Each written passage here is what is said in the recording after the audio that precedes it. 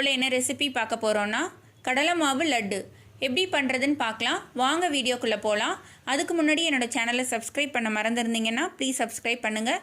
பக்கத்தில் இருக்க பெல் ஐக்கானை மறக்காமல் ப்ரெஸ் பண்ணுங்கள். என்னோடய வீடியோஸில் நோட்டிஃபிகேஷன் உங்களுக்கு வரும். என்னோடய எல்லா வீடியோஸையும் பார்த்து என்ஜாய் பண்ணுங்கள். ஸ்டவ் ஆன் பண்ணிவிட்டு ஒரு கடாய் வச்சுக்கோங்க. கடாயில் அரை கப் அளவு நெய் ஆட் பண்ணிக்கோங்க. நெய்யோட 2 கப் கடலை மாவு ஆட் பண்ணிக்கோங்க.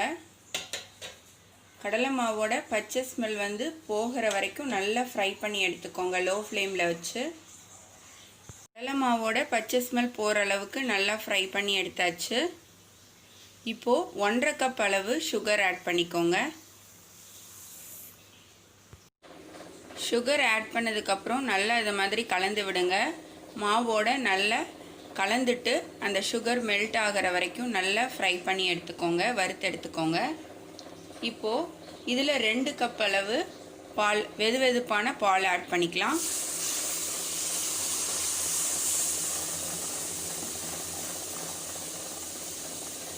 பால் ஆட் பண்ணி நல்லா கலந்து விடுங்க. பால் ஆட் பண்ணதும் மாவு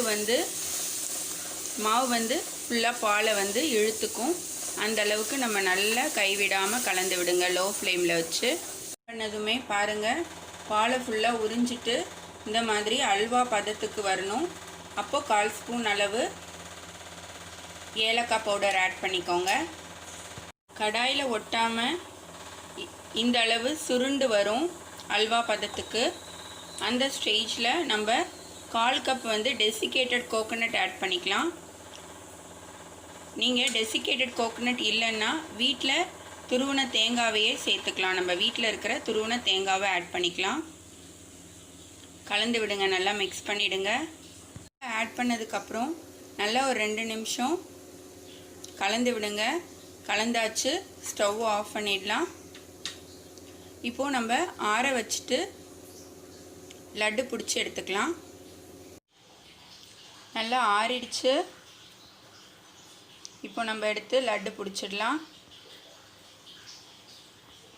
நம்மளோட கடலை மாவு லட்டு ரெடி ஆயிடுச்சு.